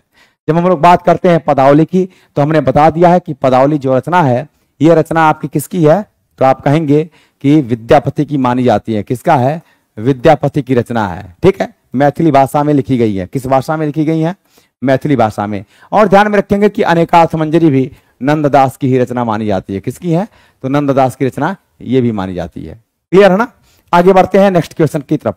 अगला क्वेश्चन, क्वेश्चन नंबर 12 की बात करते हैं। कर अमी हलाहल, अमी माने क्या होता है? अमृत होता है, अमृत का पर्यायवाची होता है। कोई बात नहीं है, नहीं पता था तो आपने पूछा, अच्छा है, पूछा तो मैंने बता दिया आपको। कर अमी हलाहल मद भरे श्वेत श्याम रत्नार, ये किसकी पंक्ति है? ये पंक्ति रसलीन की है। किसकी है? रसलीन की है। और मेरे दोस्तों ध्यान रख लेना कि रसलीन सूफी काव्य से संबंधित होते हुए भी इन्होंने अपने ग्रंथों को सूफियों में नहीं लिखा है। इन्होंने कृष्ण को माना है रसलीन ने। ठीक है, तो कृष्ण काव्य इन्होंने लिखा हुआ है, ध्यान में रखेंगे इसको। एक रसलीन है और दूसरा रहीम दास जी, ये दो माने जाते हैं। तो अमी हलाहल मद भरे श्वेत श्याम रत्नार, ये पंक्ति रसलीन जी की है। आगे बढ़ते हैं, नेक्स्ट क्वेश्चन की बात हम लोग करते हैं। इनमें से किसने आदिकाल को जय काल तथा रीति काल को कला काल कहा है? आपको बताना है कमेंट बॉक्स में लिख करके। ये कौन है भैया? डॉक्टर ग्रियर्सन जी हैं, या डॉक्टर रमाशंकर शुक्ल रसाल हैं, या डॉक्टर इंद्रनाथ मदान हैं? आपको बताना है कि इस प्रश्न का सही उत्तर क्या होगा। एक बार जोरदार तरीके से कमेंट बॉक्स में सभी साथियों का उत्तर आना चाहिए कि इस प्रश्न का सही उत्तर क्या आएगा। चलिए कमेंट बॉक्स में एक बार सभी साथी उत्तर बताएं इसका। जितने भी लोग देख रहे हैं वो सभी लोग इस प्रश्न का मुझे सही उत्तर देने का कष्ट करेंगे। देखिए डेली हम लोग अपने टाइम से आएंगे। बहुत अच्छा, तो ये आपका आंसर कौन सा सही है भाई? रमाशंकर शुक्ल रसाल बिल्कुल सही आंसर है। आदिकाल को चारण काल किसने कहा है? आदिकाल को चारण काल किसने कहा है? चारण काल किसने कहा है? तो वो किसने कहा है? डॉक्टर ग्रियर्सन साहब ने कहा है। ठीक है ना। आगे बढ़ते हैं नेक्स्ट क्वेश्चन की तरफ। कह रहा है हरिऔध के प्रिय प्रवास महाकाव्य में सर्गों की संख्या कितनी है? बिल्कुल कमेंट बॉक्स में इस प्रश्न का उत्तर जो बताएगा उसका नाम लूंगा मैं, पक्का है भाई, उसका मैं नाम जरूर लूंगा। बताना है आपको कि हरिऔध के प्रिय प्रवास, यह अयोध्या सिंह उपाध्याय की हरिऔध की कृति है। वैदेही वनवास और प्रिय प्रवास, आपको बताना है कि प्रिय प्रवास में कितने सर्गों का उल्लेख है। सर्ग का अर्थ होता है कि अध्याय, कितने चैप्टर का उल्लेख किया गया है। आपको इसका सही आंसर बताना है। 17 सर्ग हैं। 19 सर्ग की जब बात करते हैं तो रघुवंशम एक रचना है, रघुवंशम कालिदास की, जिसमें कि 19 सर्गों का प्रयोग किया गया है। एक रचना है आपका कामायनी, कामायनी यह रचना है आपकी जयशंकर प्रसाद की। किसकी है? यह महाकाव्य है, रचना नहीं, महाकाव्य है। और इसमें कुल मिलाकर के 15 सर्ग का प्रयोग किया गया है। कितने सर्गों का? 15 सर्गों का प्रयोग किया गया है। एक रचना है साकेत, मैथिली शरण गुप्त की। किसकी है? मैथिली शरण गुप्त की है साकेत। और इसमें कुल मिलाकर के 12 सर्ग का प्रयोग किया गया है। ये याद कौन करेगा? हम करेंगे कि आप करेंगे? याद कर लीजिए इसको। आगे बढ़ते हैं नेक्स्ट क्वेश्चन की तरफ। अगला क्वेश्चन है कि दिनकर की प्रसिद्ध काव्य कृति रश्मिरथी की कथा वस्तु कहां से ली गई थी? तो आपको बताना है कि पूर्णतः कल्पित है, भगवत पुराण से, रामायण से, उपरोक्त में से एक से अधिक, अथवा उपरोक्त में से कोई नहीं। कमेंट बॉक्स में इस प्रश्न का उत्तर बताइए सभी लोग। खड़ी बोली हिंदी का पहला महाकाव्य है, बहुत अच्छी बात है। चलिए आंसर बताइए फटाफट, बहुत आराम से पढ़ाऊंगा और डेली। ये क्या कर रहा है? दिनकर के प्रसिद्ध काव्य कृति रश्मिरथी की कथा वस्तु कहां से ली गई? पूर्णतः कल्पित है, भगवत पुराण नहीं। आपको बताना है कहां से ली गई है। चलो उपरोक्त में से कोई नहीं इस प्रश्न का उत्तर होगा, लेकिन बताना है कि ये कहां से ली गई है। कमेंट बॉक्स में आंसर बताइए फटाफट। थोड़ा सा हम लोग तेजी से बढ़ रहे हैं क्या? चलिए कुछ चीजें हम तेजी से बढ़ जाते हैं। जैसे कह रहा है प्रकाशन वर्ष के अनुसार निम्नलिखित रचनाओं का सही अनुक्रम क्या है? कह रहा है एकांत संगीत है, मधुशाला है, तरंगिणी है और मिलनयामिनी है। मधुशाला है, सतरंगिणी है, आपका मिलनयामिनी है, एकांत ये भी नहीं सी होगा, मधुशाला ये बात तो सही है, एकांत संगीत है और सतरंगिणी है, मिलनयामिनी है। ऑप्शन नंबर सी आपके करेक्ट हो जाएंगे, बिल्कुल सही आंसर है आपका। आगे बढ़ते हैं नेक्स्ट क्वेश्चन की तरफ। कितने लोगों को उत्तर सही आ रहे हैं? कह रहे लोकायतन के रचयिता कौन है? लोकायतन के रचयिता सुमित्रा नंदन पंत को माना जाता है। किसको? सुमित्रा नंदन पंत को माना जाता है। सुमित्रा नंदन पंत इस लोकायतन के रचयिता हैं सुमित्रा नंदन पंत जी। और जो लोकायतन है, ठीक है ध्यान में रखेंगे साथियों, जो लोकायतन है यह एक महाकाव्य है। क्या है? महाकाव्य है। और अगली बात एक चीज और ध्यान में रखेंगे कि इसका जो प्रकाशन हुआ था लोकायतन का, यह 1964 ईस्वी में हुआ था। कब हुआ था? 1964 में हुआ था। ऑप्शन नंबर हम यहां भी ई पर जाना पसंद करेंगे। बोलिए कितने लोगों को उत्तर सही आया था? कमेंट बॉक्स में सभी लोग इस प्रश्न का सही आंसर बताएंगे कि कितने लोगों का उत्तर सही आया था।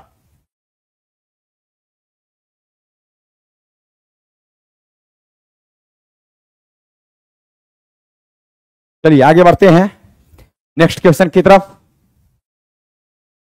अगला क्वेश्चन कह रहा है कि कुआनो नदी कविता संग्रह के कवि कौन है? तो कविता संग्रह कुआनो किसकी है? कुआनो नदी सर्वेश्वर दयाल सक्सेना की है। त्रिलोचन का बताना है कि कौन सा होगा?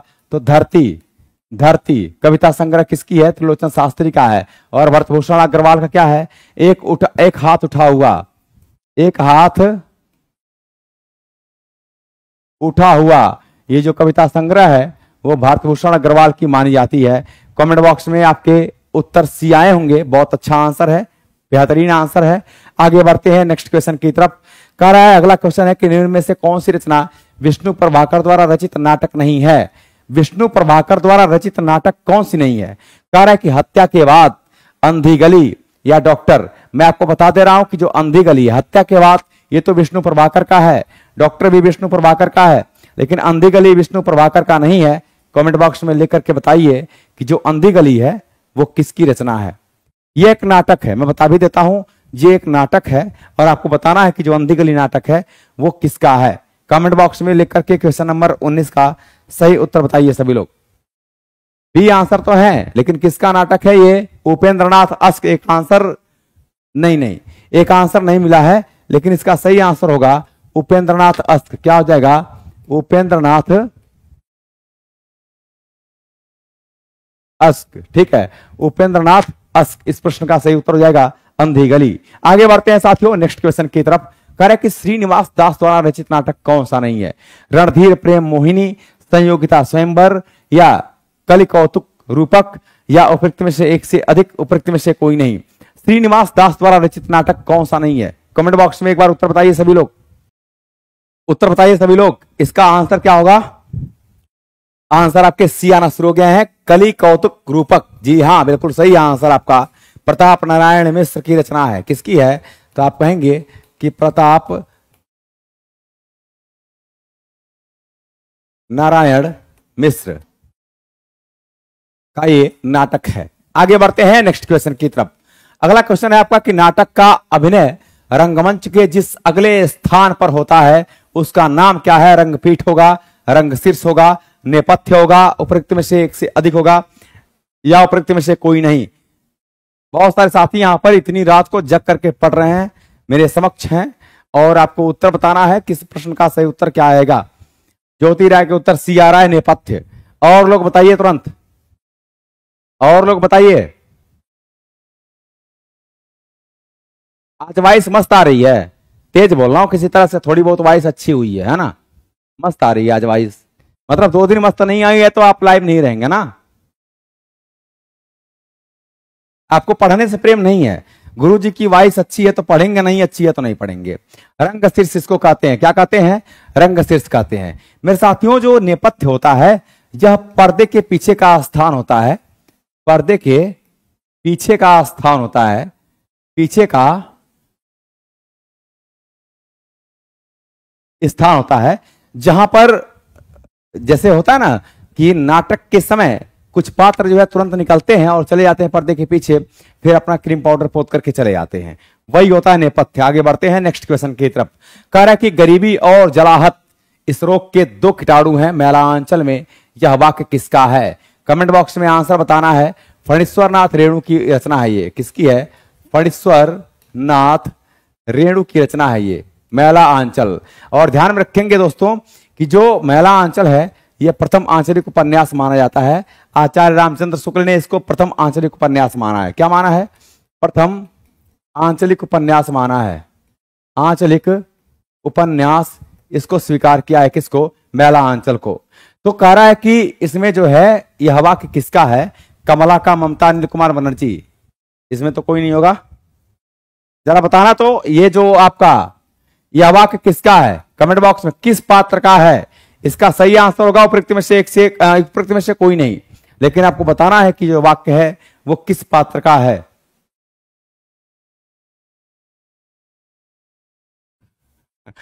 ठीक है, चलिए भाई, मैं वैसे ही कह देता हूं, आप लोग उसको बुरा मत माना करिए। करें निम्नलिखित में से किस उपन्यास का संबंध अप्रवासी जीवन से है। वे दिन, लाल पसीना, लेकिन दरवाजा, उपयुक्त में से एक से अधिक, उपयुक्त में से कोई नहीं। कमेंट बॉक्स में सभी लोग इस प्रश्न का उत्तर मुझे दें। सभी लोग क्वेश्चन नंबर 23 का उत्तर दें और देखता हूं कितने लोगों को उत्तर सही आता है।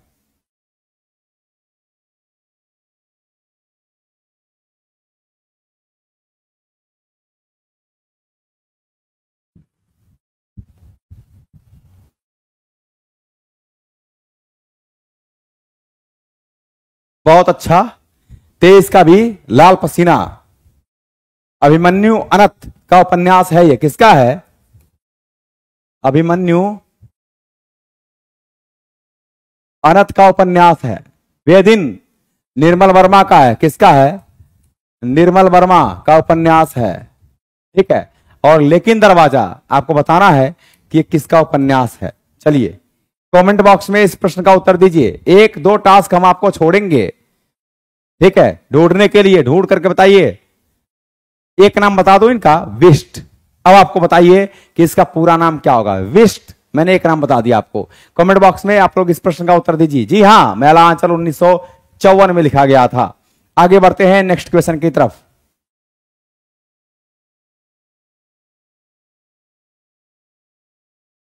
कि इनमें से कौन निबंध संग्रह विद्यानिवास मिश्र के हैं, ठीक है।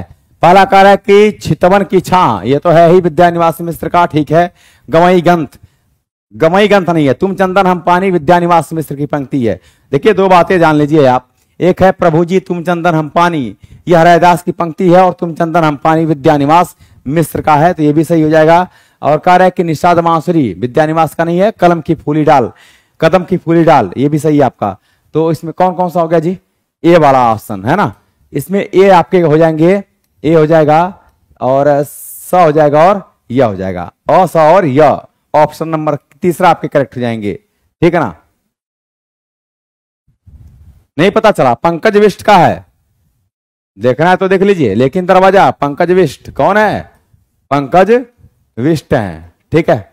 आगे बढ़ते हैं, तो ऑप्शन नंबर सी करेक्ट हो जाएगा। अगला क्वेश्चन कह रहा है कि एक कहानी यह भी इस किसके लेखक की आत्मकथा मानी जाती है। प्रभा खेतान की है, मन्नू भंडारी की है, मृदुला गर्ग की है, उपरोक्त में से एक से अधिक या उपरोक्त में से कोई नहीं। क्वेश्चन नंबर 25 का सही उत्तर कमेंट बॉक्स में लिख करके बताइए सभी लोग कि क्वेश्चन नंबर 25 का सही उत्तर क्या होगा।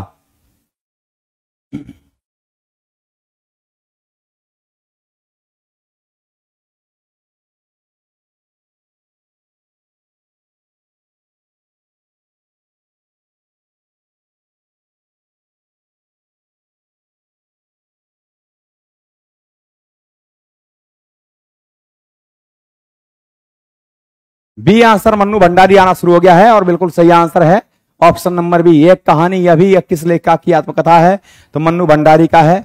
आगे बढ़ते हैं दोस्तों नेक्स्ट क्वेश्चन की तरफ। अगला क्वेश्चन, ब्रह्म समाज की स्थापना किसने किया था। तो ब्रह्म समाज की स्थापना किसने किया था आपको पता है, राजा राम मोहन राय ने। लेकिन ये कभी क्वेश्चन ये पूछा जाता है कि ब्रह्म समाज की स्थापना कब हुई थी, ये कमेंट बॉक्स में लिख करके आप बताइए तुरंत, ठीक है।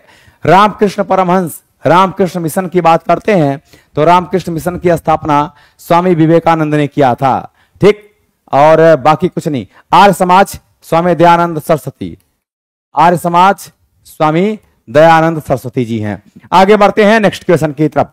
कह रहा है कि काव्य शोभा कारण धर्मान अलंकार प्रचित्ते, कथन किस आचार्य का है। यानी काव्य के शोभाकारक जो धर्म है अलंकार, उसको क्या कहते हैं, काव्य के शोभाकारक धर्म को क्या कहते हैं भाई, यह अलंकारान प्रचते, अलंकार कहते हैं भाई। आचार्य मम्मट का कथन है, वामन का है, दंडी का है, इसका सही आंसर होगा आचार्य वामन। आगे बढ़ते हैं नेक्स्ट क्वेश्चन की तरफ। तेज नहीं है, 1828 ईस्वी को राजा राम मोहन राय की स्थापना की थी, बहुत अच्छा। नियारका जी करिए 1828 में इन्होंने ब्रह्म समाज की स्थापना किया है। और 1829 में एक कानून के द्वारा राजा राम मोहन राय ने सती प्रथा के विरुद्ध घोषित कर दिया था। कब, 1829 में। हालांकि 1828 ईस्वी में राजा राम मोहन राय ने जो है वो लॉर्ड विलियम बेंटिंक की सहायता से इन्होंने सती प्रथा कानून को मतलब आवाज उठा दिया था 1900 और 1829 ईस्वी में इसको पूरी तरह से अवैध करवा दिया, खत्म करवा दिया पूरी तरह से, ठीक ना। तो ये बात भी ध्यान में रखेंगे। अगले क्वेश्चन की तरफ आगे बढ़ते हैं। कह रहे हैं कि विशाल भारत में किस रत्नाकार के साहित्य को घासलेटी साहित्य कहा गया है। बहुत अच्छा प्रश्न है, बहुत लाजवाब प्रश्न है। हाँ बिल्कुल, बहुत अच्छा, कोई बात नहीं है।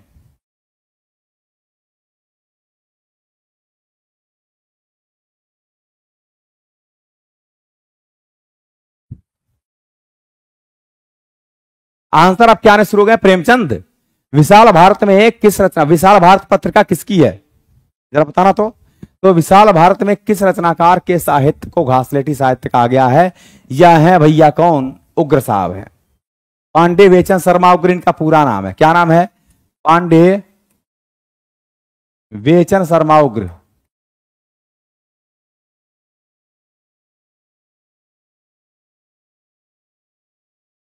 ठीक। और इनको घासलेटी साहित्य कहा किसने है?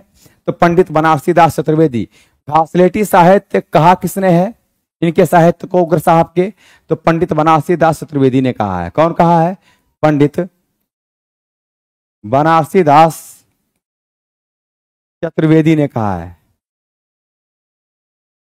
ठीक है, तो पंडित बनारसी दास चतुर्वेदी साहब ने उग्र के साहित्य को घासलेटी साहित्य कहा है। ठीक ना, घासलेटी का मतलब होता है घिसा पिटा साहित्य। ठीक ना, उग्र साहब की एक खास बात क्या थी कि जैसे जिस पर कटाक्ष करते थे, जो बात बोलना है सीधा सीधा ये बोल दिया करते थे। ठीक है ना, बनारसी दास बिल्कुल सही है।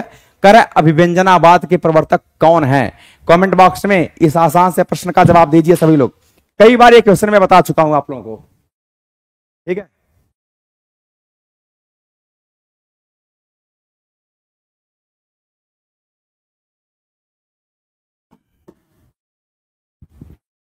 बोलिए भाई, सभी लोग आंसर बताइए कि अभिव्यंजनावाद के जो प्रवर्तक है वो कौन माने जाते हैं? प्लेटो, क्रोचे, अरस्तु, उपरोक्त में से एक से अधिक या उपरोक्त में से? क्रोचे हैं। सी कहां से हो जाएगा? अरस्तु कहां से होगा जी? ऑप्शन नंबर भी करेक्ट है। अगला क्वेश्चन कह रहा है कि काव्य शोभाकारान धर्मान अलंकार पर, यह तो बताया हूं अभी। आगे ये रिपीटेड क्वेश्चन है, ठीक, सोचना नहीं है इतना। अगला क्वेश्चन क्या करे? अभिनव गुप्त के अनुसार अभिनव गुप्त थे कौन? अभिनव गुप्त ने कहा था कि नवमो अपि शांतो रसा। आपने नाम सुना है क्या? नववां रस भी शांत रस है। ठीक है, और इन्होंने इसको कहकर के काव्य में 9 रसों को स्वीकार किया था।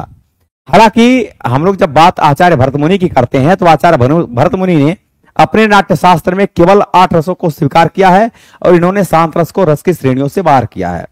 वहीं पर हम लोग जब बात आचार्य मम्मट और आचार्य विश्वनाथ जी की करते हैं तो आचार्य मम्मट ने अपनी रचना काव्य प्रकाश में और आचार्य विश्वनाथ ने साहित्य दर्पण में रस के 9 अवयव, रस के 9 प्रकारों का वर्णन इन्होंने किया है। इन्होंने शांत रस को भी रस की श्रेणियों में रखा है। हालांकि भक्ति और वात्सल्य रस को जोड़ देने से रसों की संख्या 11 हो जाती है। इसीलिए अगर आपसे पूछा जाए कि रसों की कुल संख्या कितनी है तो 11। हिंदी में काव्य में रस कितने हैं? तो 9 हैं। ठीक, इन दोनों में यह अंतर है। हालांकि रस कुल कितने हैं? 9 माने जाते हैं, लेकिन टोटल अगर हम कहेंगे तो 11 हो जाते हैं 2 रसों को जोड़ देने पर।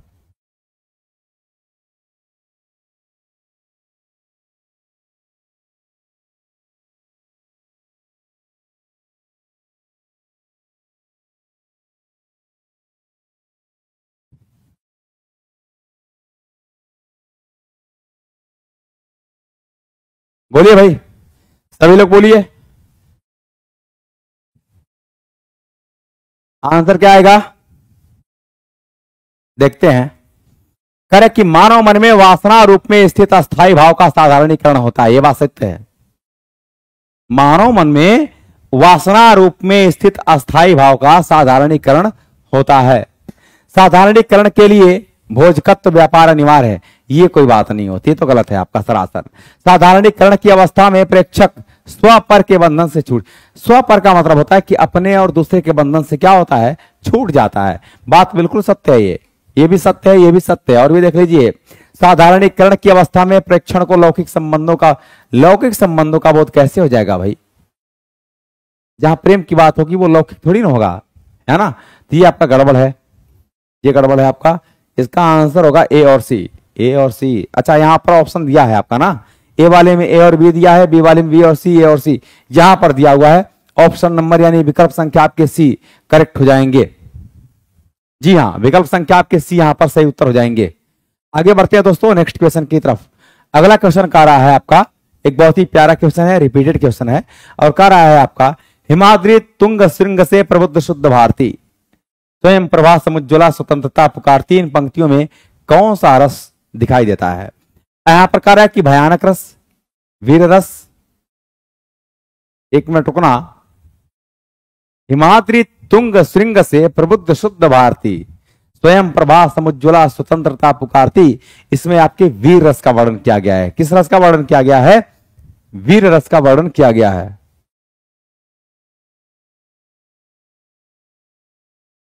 इसका सही उत्तर होगा वीर रस। आगे बढ़ते हैं नेक्स्ट क्वेश्चन की तरफ। करे सागर सा गंभीर हृदय हो, गिर सा ऊंचा हो जिसका मन, इन पंक्तियों में कौन सा अलंकार है? पहला कार्य रूपक अलंकार है, उत्प्रेक्षा अलंकार है, उपमा अलंकार है, उपयुक्त में से एक से अधिक या उपयुक्त में से कोई नहीं। कमेंट बॉक्स में इस प्रश्न का उत्तर बताना है, किसमें अलंकार कौन सा होगा। जरा कमेंट बॉक्स में एक बार सभी साथी इस प्रश्न का मुझे उत्तर बताएं। सभी लोग इस प्रश्न का मुझे उत्तर बताइए। निहारिका जी के उत्तर आ गया है और ये कार्य उपमा अलंकार है।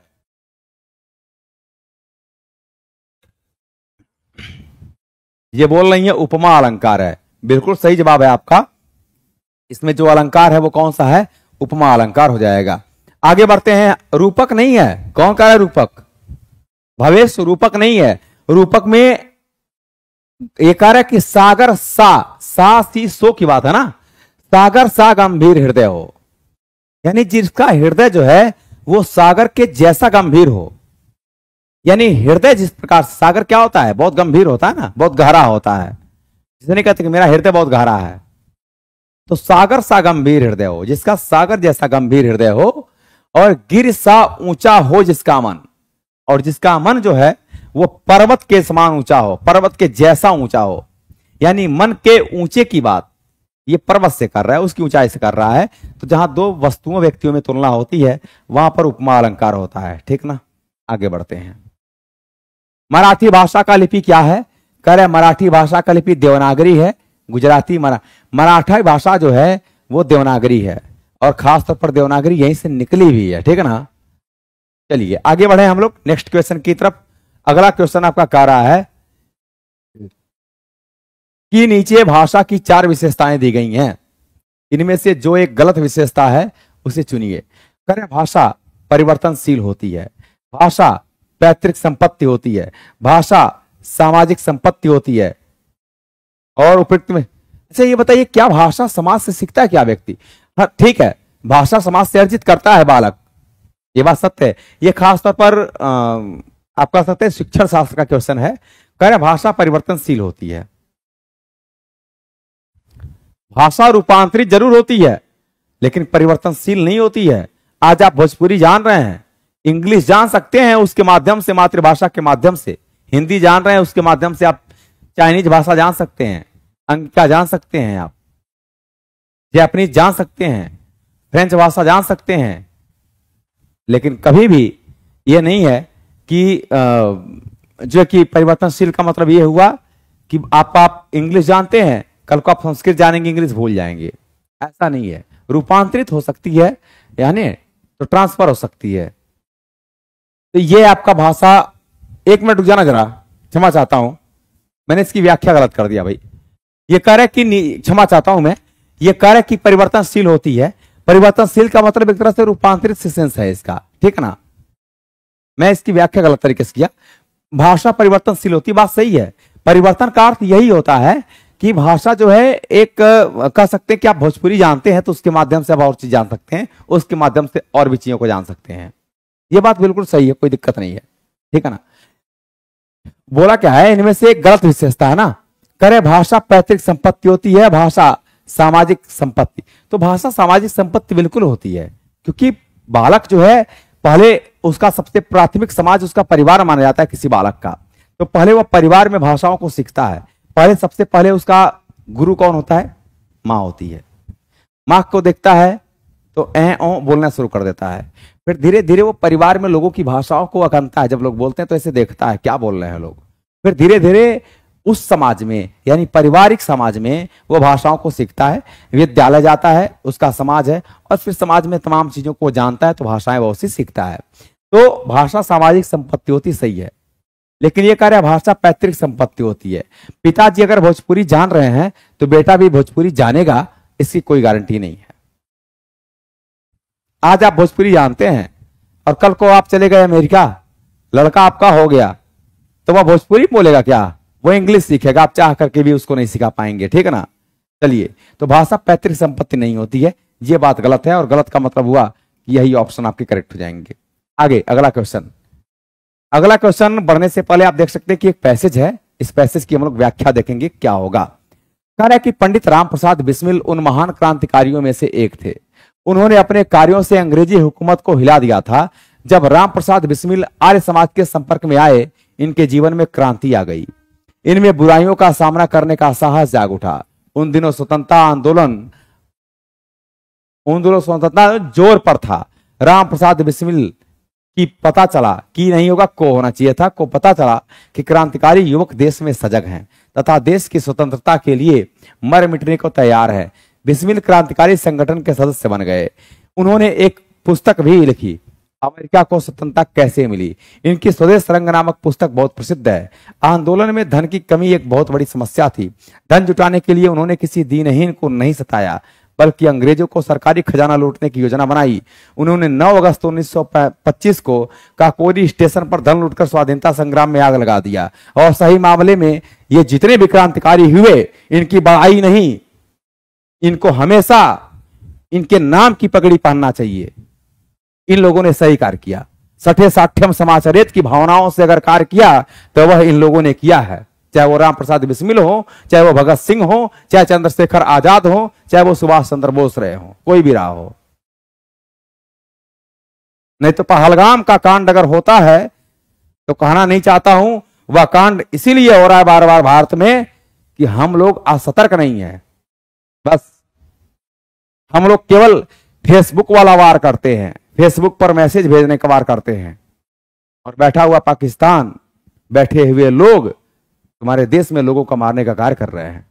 आतंकवादी गतिविधियां इसीलिए बढ़ जाती हैं देश में कि हम लोग सिर्फ फेसबुक, इंस्टा और सिर्फ व्हाट्सएप की बात करते हैं। बस हम लोग शरीर से नहीं खड़े रहते हैं। हमारी सबसे बड़ी कमजोरी क्या है? हम फेसबुक से खड़े रहेंगे और फेसबुक के इतने बड़े दुनिया के शहंशाह हो जाएंगे कि पूरा जैसे लगेगा पूरा युद्ध फेसबुक पे कर देंगे। बस बातें बड़ी बड़ी है, काम कुछ नहीं है। तो करे काकोरी स्टेशन पर धन लूटकर स्वाधीनता संग्राम में आग लगा दिया। इसके लिए इन पर मुकदमा चलाया गया, उन्हें फांसी की सजा दी गई। पंडित बिस्मिल ने 26-27 वर्ष की आयु में वह कार्य कर दिखाया जो लंबी आयु जीने वाले भी नहीं कर पाते। ये कवि भी थे। इनकी ये पंक्तियां समय समय पर हमें प्रेरणा देती हैं। सरफरोशी की तमन्ना, सरफरोशी की तमन्ना अब हमारे दिल में है, देखना है जोर कितना बाजू में कातिल में है। ये कहा है राम प्रसाद बिस्मिल जी ने। लोगों ने लड़ाई लड़ा है। फेसबुक उस समय नहीं था, व्हाट्सएप नहीं था, इसीलिए शरीर से लड़े। आज हमारे भारत में फेसबुक और व्हाट्सएप हो गया है, इसलिए लड़ाइयां फेसबुक और व्हाट्सएप से ज्यादा होने लगी हैं। इसके लिए मैं पूरे भारतवासियों को दिल से धन्यवाद कहूंगा। लड़ना पड़ेगा, झगड़ना पड़ेगा, अपने हिस्से के लिए हमेशा तैयार रहना पड़ेगा।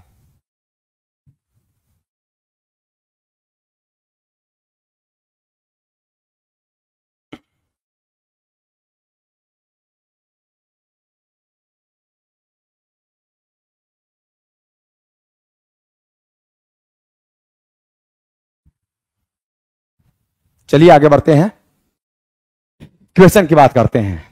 कभी कभी मन एकदम वो हो जाता है, दुखी हो जाता है। हम लोग इतने क्षमता वाले हैं कि पाकिस्तान जैसे लोगों को सबक सिखा सकते हैं, लेकिन हमारे देश में चंद मिनटों के, अब नहीं कहना चाहिए, नेताओं की बात तो हम खाते नहीं है, लेकिन मुंह से निकल जाता है, इसलिए पढ़ने की बात करें तो बेहतर होगा। राम प्रसाद बिस्मिल के जीवन में परिवर्तन कब आया? जब वे आर्य समाज के संपर्क में आए, जब अमेरिका को स्वतंत्रता मिली, जब वे क्रांतिकारियों के संपर्क में आए, उपरोक्त में से एक से अधिक। ये क्या हो जाएगा आपका पैसेज के अनुसार? ये कह रहा है ना कि जब राम प्रसाद बिस्मिल आर्य समाज के संपर्क में आए, किसके? आर्य समाज के संपर्क में आए, तो इनके जीवन में क्रांति आ गई। इनमें बुराइयों का सामना करने का साहस जाग उठा। उन दिनों स्वतंत्रता आंदोलन जोरों पर था।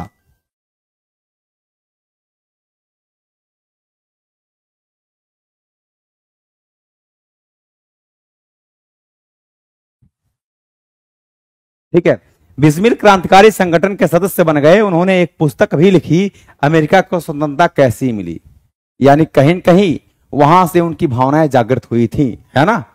तो यहां पर जब अमेरिका को स्वतंत्रता मिली थी तब वो परिवर्तन आया, उस पर एक किताब भी उन्होंने लिखा। आगे बढ़ते हैं, चलिए। बिस्मिल ने धन की समस्या कैसे हल की? गरीबों को लूटकर। ऐसा हो सकता है क्या चंदा इकट्ठा करके हो सकता है, सरकारी खजाना को लूट करके। काकोरी कांड 1925 ईस्वी, लूट लिया पूरे सरकारी खजाने को अंग्रेजों का, है ना, जिसमें फांसी भी दी गई थी इन लोगों को। आगे बढ़ते हैं। कह रहे कि बिस्मिल महान क्रांतिकारी क्यों कहलाए? क्योंकि उन्होंने अपने कार्यों से अंग्रेजी हुकूमत को हिला दिया था। उन्होंने क्रांतिकारी क्यों कहलाए?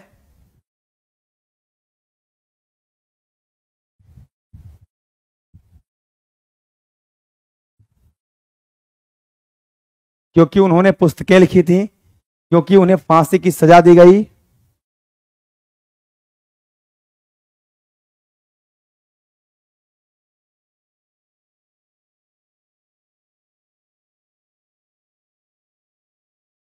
ठीक है। सजग में मूल शब्द क्या है? जग। जग आपका मूल शब्द है, स आपका उपसर्ग लगा हुआ है। और लास्ट क्वेश्चन आपका देखता हूं क्या कर रहा है, रुक जाओ भाई। लास्ट क्वेश्चन क्या है? करे स्वतंत्रता शब्द का विलोम क्या हो जाएगा? स्वतंत्रता। प्रजातंत्रता गलत है, लोकतंत्रता गलत है, ये भी गलत है। स्वतंत्रता का मतलब होता है परतंत्रता, इसका विलोम हो जाएगा। क्या हो जाएगा? स्व माने होता है अपना, तो पर माने होता है दूसरे का, तो परतंत्रता। ठीक है, ये कहीं दिया नहीं है, इसलिए ऑप्शन नंबर ई पर हम जाना पसंद करेंगे, है ना। एक बार हम क्वेश्चन नंबर 2 की बात थोड़ा सा कर लेते हैं। 2 कर रहा हूं, 36-37। बिस्मिल ने धन की समस्या कैसे हल की? रुक जाना जरा, इसको पैसेज में देखते हैं। बिस्मिल ने धन की समस्या कैसे हल की, ये कह रहा है ना। धन जुटाने के लिए उन्होंने किसी दीनहीन को नहीं सताया, बल्कि अंग्रेजों के सरकारी खजाना लूटने की योजना बनाई और इनको ठीक है, एकदम ठीक है, कोई दिक्कत नहीं है। तो समस्या कैसी इन्होंने हल किया? सरकारी खजाना को लूट करके। कौन सा? अंग्रेजों के, ध्यान रखेंगे, अंग्रेजों के सरकारी खजाने को लूट करके। तो साथियों आज हम लोगों ने, हाँ, पराधीनता होता है। तो आज हम लोगों ने दोस्तों हिंदी के सेट संख्या जो आपका कौन सा है आपका 79, तो 79 के जो 40 महत्वपूर्ण प्रश्न है उसकी हम लोगों ने विस्तृत व्याख्या देखा है। सेट संख्या 78 का डिस्कशन हम नहीं करा पाए हैं। आपको डेली क्लास, डेली डिस्कशन आपको देखने को मिल जाएगा, चिंता करने का विषय नहीं है। अगर हम डिस्कशन किसी दिन मिस करते हैं तो अब आपको पहले सूचित कर देंगे ताकि आपको इंतजार ना करना पड़े। तो आज के लिए इतना ही, बहुत बहुत धन्यवाद, थैंक यू वेरी मच।